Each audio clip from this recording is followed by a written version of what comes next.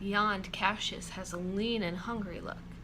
He thinks too much. Such men are dangerous. Should have paid attention to that feeling, Julius Caesar. You also should have listened to your wife. Yeah. So yeah, this is week 4, video number 3 for me from ShakeTube. It's the Julius Caesar play by William Shakespeare, which is my favorite play by William Shakespeare. Of the 5 that I have, yeah, you know what? Maybe it's 6 now. 6 Shakespeare play. Let's see. I'd already read Hamlet, Romeo and Juliet, and this one, Julius Caesar. So now I have also read The Taming of the Shrew. So yeah, right now it's just 4. No, wait, A Comedy of Errors. I've already read A Comedy of Errors, so yeah. So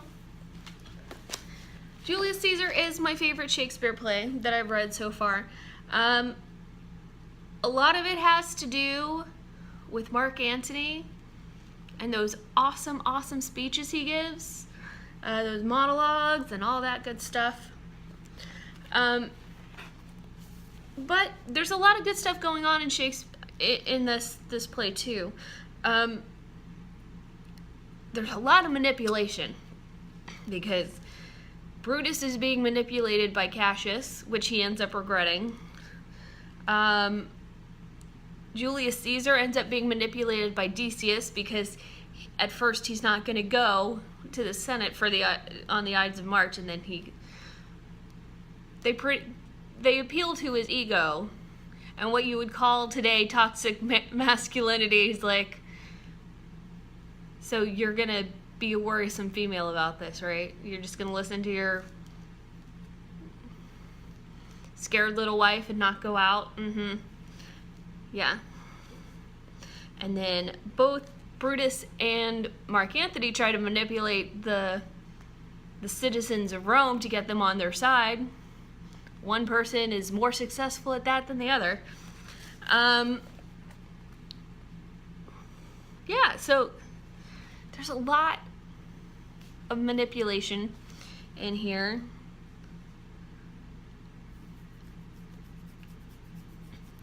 There's a lot of very interesting characters too. So what's basically going on is this group of conspirators comes up with a plan to assassinate Julius Caesar on the Ides of March, and they get Brutus on. They basically, Cassius manipulates Brutus into becoming a part of their group because he sees that Brutus fears Caesar, and so he talks him around. He makes some fake notes from Roman citizens to give to Brutus. So yeah, you can tell he's a trustworthy fellow, that Cassius.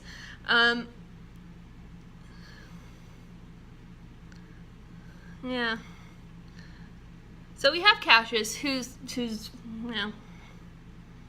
he's jealous of Caesar for one, very jealous. He tries to pretend like he's an idealist to get Brutus on his side, but he's not, because later in the play, Brutus catches him like taking a bribe, and he vouches for somebody who Brutus also got catching a bribe, getting a bribe. So you know that Cassius, you end up knowing that Cassius isn't trustworthy. Brutus is an idealist, and you see how easy that it makes him to be manipulated. I wonder what, William Shakespeare was trying to say about that. Let's see.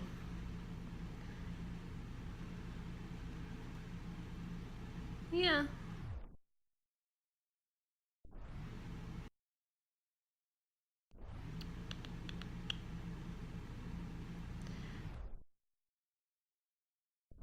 Because Brutus gets played by Cassius and he gets played by Mark Antony.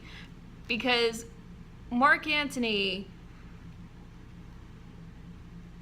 pretends to be on their side in order to get, to keep Brutus letting him speak after Julius Caesar gets, turned into a colander by the other senators. But Cassius is more shrewd, probably because he's more tricky, and he recognizes that in Antony than Brutus is.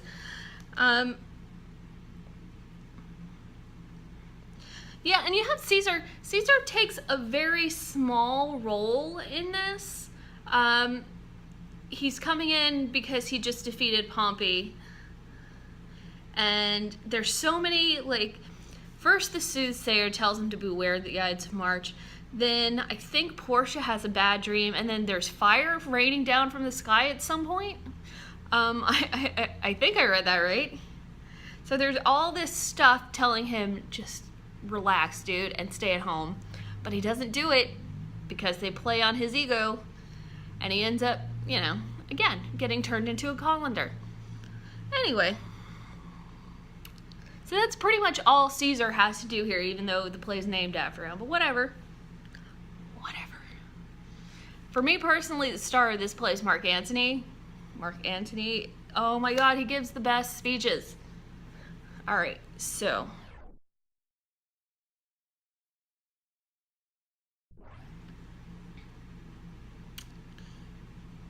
Yep. Okay, so that's pretty much all I had to say about the characters, because I guess the main ones for me are Cassius, Brutus, Caesar, and Mark Antony. But let's do this here.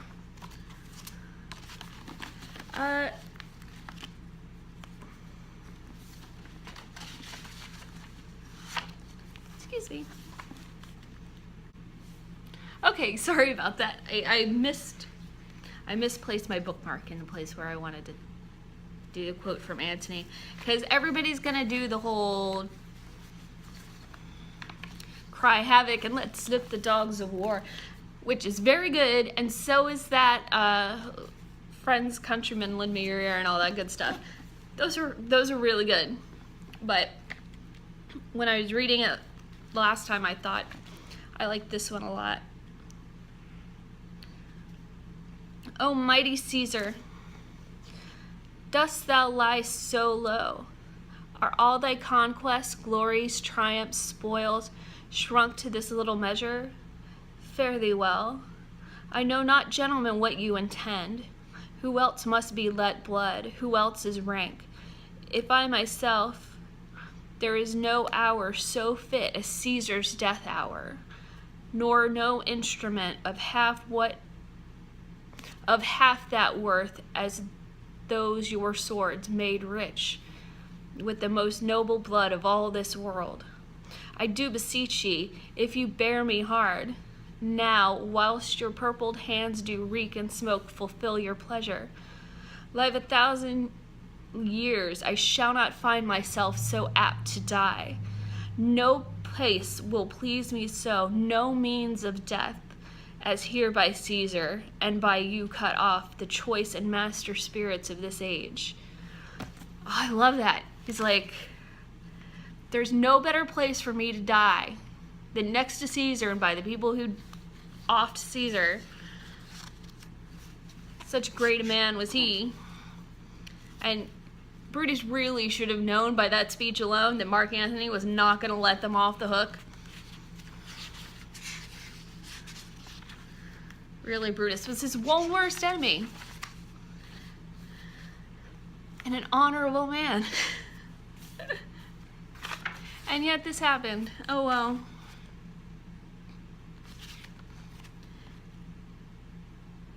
Yeah. I really like this one. I listened to an audio version of the play. It's got Richard Dreyfuss as Mark Antony. It's also got Stacy Keach and some other people in it. It's a really good version. I got it free off my library, so. Yeah, so next week I'm going to try. We're going to get to A Midsummer Night's Dream. If you guys read any of the play, if you read Julius Caesar and you want to make comments in the video below, please feel free to do so. Also feel free to like, share, and subscribe. I will do my best to comment back and all that good stuff. Yeah, so everybody have a good weekend. Feel free to like, share, and subscribe if I have not said that already. If I haven't, you know, who cares? Do it twice. I don't care. All right. Bye, everybody. Have a good weekend.